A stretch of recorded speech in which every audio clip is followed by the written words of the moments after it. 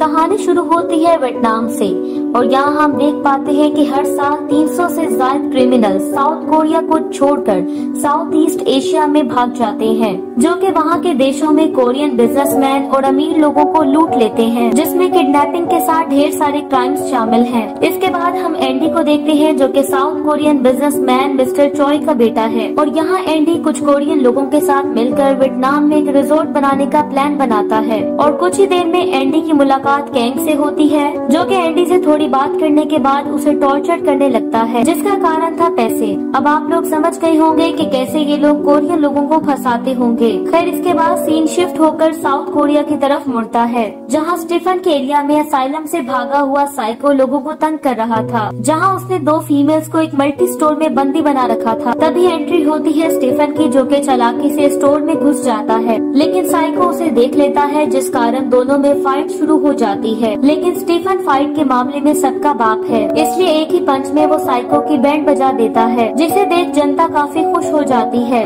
लेकिन media Stephen की हरकत से बिल्कुल भी खुश नहीं था, जिस कारण न्यूज़पेपर में स्टीफन की बुराई छप जाती है, जिसे देख बाकी ऑफिसर स्टीफन का मजाक उड़ाने लगते हैं कि आप ऑफिसर कम और रशियन गैंगस्टर ज्यादा लगते हो। फिर कुछ ही देर में स्टीफन का कैप्टन उसे एक फाइल देता है, जिसमें हम 3 क्रिमिनल्स को देखते हैं, जो कि काफी समय पहले एक ज्वेलरी शॉप को लूटकर साउथ कोरिया से वियतनाम भाग गए थे और अब उनमें से एक ने वहाँ की पुलिस को सरेंडर कर दिया, जो कि अब चाहता है कि उसे कोरियन सरकार सजा दे, यानी कि उसे साउथ कोरिया की जेल में डाल दिया जाए। खैर अब वियतनाम जाने के लिए कैप्टन खुद को और स्टीफन को चुन लेता है। अब वियतनाम आते ही कैप्टन और स्टीफन को ऑफिसर पार्ट मिलता है, जो कि यहाँ पर उनकी मदद करेगा, लेकिन वियतनाम में कोरियन पुलिस की नहीं चलती। तभी स्टीफन कुछ गैंगस्टर्स को देखता है, जो कि कोरियन थे, जिसके बाद स्टीफन की मुलाकात उसके पुराने साथी से होती है, जो कि उसे वार्न करता है कि यहाँ सावधानी से रहना, क्योंकि यहाँ पे गैंगस्टर्स वेपन के साथ घूमते हैं। खैर अगले दिन स्टीफन नोटिस करता है कि बहुत से कोरियंस लापता हैं। स्टीफन को पता चलता है कि जिस क्रिमिनल ने सरेंडर किया उसे अपने कर्मों का दुख है, जिसे सुनकर स्टीफन और कैप्टन हंसने लगते हैं। खैर उसके बाद कैप्टन और स्टीफन उसी क्रिमिनल के पास जाते हैं,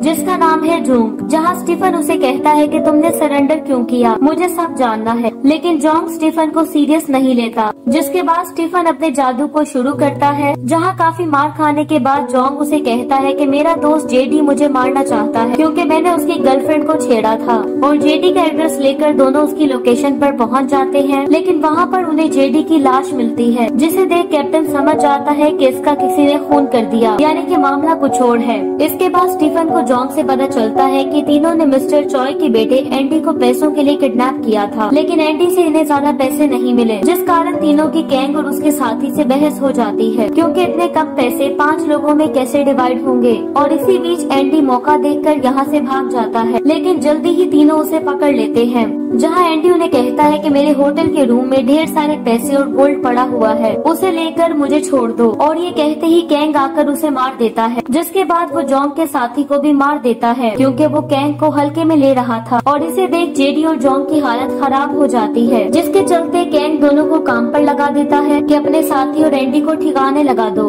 और कुछ ही देर में कैंग का साथी एंडी के रूम से सारे पैसे और गोल्ड लेकर आ जाता है, जो कि टोटल $2 लाख थे, लेकिन तब भी कैंग का मन नहीं भरता, जिसके चलते वो एंडी का हाथ काटकर मिस्टर चॉय को फोटो भेज देता है कि तुम्हारे बेटे के बदले मुझे $5 लाख चाहिए। खैर अब कहानी प्रेजेंट में आती है, जहाँ जॉन्ग उन्हें कहता है कि 2 दिन पहले कैंग को पैसे मिल चुके थे, लेकिन उसने मिस्टर चॉय का बेटा उन्हें नहीं दिया, क्योंकि वो तो पहले ही मर चुका था। इसलिए कैंग का साइकोपन देखकर जेडी और मैं वहाँ से भाग गए, लेकिन मिस्टर चॉय के लोग और कैंग मेरे पीछे पड़ा है और शायद कैंग ने जेडी को मार दिया। खैर अब जॉन्ग से स्टीफन कैंग के ठिकाने का पता लेता है। उसके बाद स्टीफन कोरिया में फोन करता है कि मुझे कैंग और एंडी के बारे में सारी इन्फॉर्मेशन चाहिए। और कुछ ही देर में उन्हें कैंग के अड्डे पर 3 लाशें मिलती हैं, जिनमें से एक एंडी की थी। इसी बीच स्टीफन का आदमी उसे कहता है कि राकू नाम का गैंग कैंग को ढूंढ रहा था। और तभी यहाँ के ऑफिसर्स आ जाते हैं, जो कि स्टीफन और कैप्टन को यहाँ से जाने का कहते हैं। दूसरी तरफ हम राकू गैंग के आदमी चिकी को देखते हैं, जो कि मिस्टर चॉय के गैंग को कैंग की लोकेशन पर ले जाता है, जहाँ पर चॉय के लोगों को सारा पैसा मिल जाता है। और इधर स्टीफन राकू गैंग के पास आता है, जहाँ थोड़े एक्शन के बाद स्टीफन को पता चलता है कि कोरिया से राकू गैंग के लिए काम आया था, जहाँ पैसों के बदले में इन्हें गैंग का पता देना था। था और ये काम किसी और ने नहीं बल्कि मिस्टर चॉय ने दिया था। खैर इसके बाद स्टीफन को पता चलता है कि मिस्टर चॉय $1,000,000 का मालिक था, लेकिन अपने बेटे की न्यूज उसने बाहर आने नहीं दी और शायद वो चोरी से खुद ही मामले को संभालने में लगा है। इसलिए स्टीफन अपने लोगों को काम पे लगा देता है कि मिस्टर चॉय पे नजर रखो। यहाँ दूसरी तरफ कैंग अपने रूम में पहुँच जाता है जहाँ चॉय के लोग उसे मारने को बेताब थे, लेकिन कैंग समझ चुका था। इसके बाद कैंग और उसका साथी चॉय के लोगों पर टूट पड़ते हैं और थोड़े एक्शन के बाद कैंग को पता चलता है कि ये लोग मिस्टर चॉय के थे। जिसके बाद कैंग चॉय को फोन करता है कि मुझे मेरे पैसे वापस चाहिए, नहीं तो मैं कोरिया आकर तुम्हें मार दूंगा। लेकिन चॉय कैंग को सीरियस नहीं लेता और कुछ ही देर में कैप्टन और स्टीफन भी कैंग के रूम में पहुंच जाते हैं। कैप्टन के ऊपर कैंग हमला कर देता है,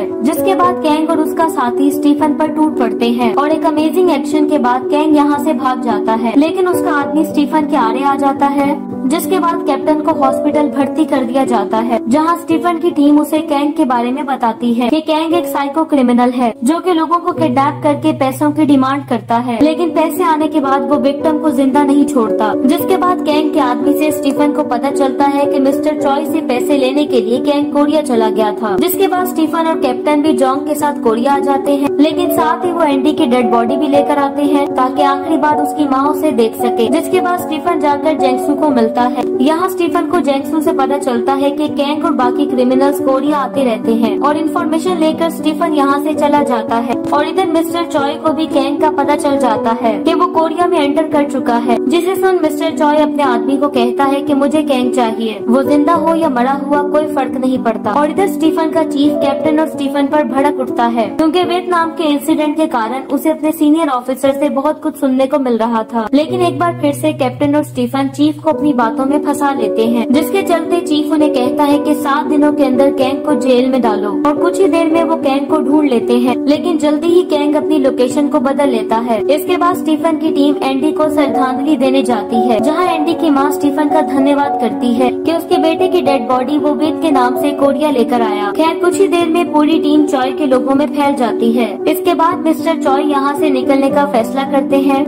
लेकिन तभी लिफ्ट में कैंग भी घुस जाता है, जिसका चॉय को पता नहीं चलता। और दूसरी तरफ बेसमेंट में चॉय के गुंडे कैंग का इंतजार कर रहे थे ताकि वो कैंग को मार सके। लेकिन यहीं पर कैंग के 2 साइको किलर आ जाते हैं जो कि असाइलम से भागे हुए थे, जिनमें से एक को हम पहले देख चुके हैं। अब दोनों साइको चॉय के बाकी लोगों को मार देते हैं और इधर कैंग चॉय से कहता है कि मुझसे मिलो, मैं ही कैंग। और ये सुन के चॉय का आदमी कैंग को मारने की कोशिश करता है, पर बहुत ही बेरहमी से कैंग उसे मार देता है। जिसके बाद कैंग मिस्टर चॉय को अपने साथ ले जाने लगता है, जिसे स्टीफन का आदमी सीसीटीवी में देख लेता है। लेकिन इससे पहले वो कैंग तक पहुंच पाता, कैंग यहाँ से भाग जाता है। जिसके बाद स्टीफन चॉय की वाइफ को कहता है कि आप हमारा साथ दो। स्टीफन की बात सुन चॉय की वाइफ मान जाती है। तभी कैंग चॉय की वाइफ से $2 मिलियन डिमांड करता है, लेकिन चॉय की वाइफ कैंग से कहती है कि मैं पैसे देने को तैयार हूँ, लेकिन अपने साथ मैं अपने ड्राइवर को लेकर आऊंगी क्योंकि मुझे कार चलानी नहीं आती। और थोड़ा सोचने के बाद कैंग मान जाता है, लेकिन ये सब स्टीफन के प्लान का हिस्सा था। अब क्योंकि कैंग सभी ऑफिसर्स को देख चुका था, इसलिए स्टीफन जेंगशू को प्लान में शामिल कर लेता है, जहां जेंगशू चॉय की वाइफ का ड्राइवर बनेगा। और पैसों को देख जेंगशू की नीयत खराब हो जाती है और इधर कैंग अपने लोगों के साथ वन आई को कॉल करता है, जो कि क्रिमिनल्स को कंट्री से बाहर भेजता है। अब यहाँ पर वन आई ढेर सारे पैसों की डिमांड करता है, जिसके लिए कैंग मान जाता है। खैर स्टीफन की टीम चारों तरफ फैल जाती है और कैंग चॉय की वाइफ को घुमाने लग जाता है, क्योंकि उसे शक था कि पुलिस उसके साथ है। और इसी चीज को कंफर्म करने के लिए कैंग अपने आदमी उसके पीछे लगा देता है, जो कि और कोई नहीं बल्कि साइको किलर्स थे। और कुछ ही देर में स्टीफन का आदमी मिस्टर चॉय को ढूंढ लेता है। इससे पहले कि वो चॉय को यहाँ से लेकर जाता, आदमी उसे पीछे से स्टेप कर देता है। इससे पहले कि वो ऑफिसर्स को पूरा मार पाता, बाकी पुलिस भी यहाँ पर आ जाती है, जिन्हें देख कैंग यहाँ से भाग जाता है। जिसके बाद वो अपने लोगों से कहता है कि पुलिस हमारे पीछे है, इसलिए पैसों को छोड़ो। अब कैंग की बात सुन दोनों को लगने लगता है कि कैंग ने उसे धोखा दिया है, इसलिए दोनों मिलकर पैसों को लेने का तय करते हैं। इसके बाद दोनों चॉय की वाइफ का पीछा करने लगते हैं, जो कि उनसे बचने के लिए एक मॉल में घुस जाती है, जहां जेंगसू कार को फंसा देता है, जिसके चलते चॉय की वाइफ यहाँ से भाग जाती है। और मौका देख जेंगसू पैसों को लेकर यहाँ से भाग जाता है। और तभी कैंग का दूसरा आदमी चॉय की वाइफ का पीछा करने लगता है और पहला साइको पुलिस ऑफिसर से भिड़ जाता है, लेकिन जल्द ही दोनों ऑफिसर साइको किलर को संभाल लेते हैं। और दूसरी तरफ पहला साइको किलर चॉय की वाइफ को मारने वाला था, लेकिन तभी स्टीफन आकर मामले को संभाल लेता देता है, लेकिन इसमें साइको किलर की ढेर सारी हड्डियां टूट जाती हैं और इधर कैंग जेंगसू को पकड़ने की कोशिश करता है, जिसके चलते दोनों की कार क्रैश हो जाती है। और इससे पहले कि कैंग उसे पकड़ पाता, जेंगसू टैक्सी लेकर यहाँ से भाग जाता है और ढेर सारे पैसों को देखकर जेंगसू की खुशियां आसमान फाड़ देती हैं। जिसके बाद स्टीफन जेंगसू की फोटो मीडिया में भेज देता है कि ये बंदा वांटेड क्रिमिनल है। जेंगसू वन आई को कॉल करता है क्योंकि वही एक बंदा इसे कंट्री से बाहर भेज सकता था और कैंग को देख जेंगसू लड़ने का डिसाइड करता है, लेकिन कैंग के खंजर को देख जेंगसू यहाँ से भाग जाता है। लेकिन जाने से पहले वो कैंग को देख लेता है, जो एक बस में बैठकर शहर छोड़ने का प्लान बनाता है, क्योंकि चारों तरफ पुलिस कैंग को ढूंढ रही थी। और कैंग के जाते ही जेंगसू स्टीफन को कैंग के बारे में बता देता है और कुछ ही देर में स्टीफन पुलिस के साथ बस को घेर लेता है। इसके बाद स्टीफन सारे लोगों को बस से बाहर भेज देता है, जहां कैंग स्टीफन को पैसों का लालच देता है कि 50-50 बांट लेते हैं, लेकिन स्टीफन पैसों से ज्यादा फाइट से प्यार करता है। इसके बाद दोनों में अमेजिंग फाइट होती है और थोड़े से एक्शन के बाद स्टीफन कैंग की हालत खराब कर देता है। खैर अब सब कुछ ठीक हो गया था, लेकिन इसके बाद हम एक पोपट की कहानी सुनते हैं। थोड़ी देर पहले जब जेंगसू पैसे लेकर भागा था तो स्टीफन ने उसे मैसेज किया था कि सारे पैसों का नंबर मेरे पास है और जैसे ही तुम पैसों को खर्च करोगे तो मैं तुम्हें ढूंढ लूंगा और ढूंढने के बाद तेरी बहुत ही गंदी धुलाई करूंगा, यानी वन आई को कॉल करना। ये सब स्टीफन के प्लान का हिस्सा था ताकि वो कैंग को पकड़ सके। और आखिर में बेचारे जेंगसू की हालत देख स्टीफन की हंसी निकल जाती है और इसी के साथ कैंग के सभी केस सॉल्व हो जाते हैं और वियतनाम पुलिस भी कोरियन ऑफिसर को थैंक यू बोलती है और इसी के साथ ये मूवी एंड हो जाती है। Thank you so much for watching.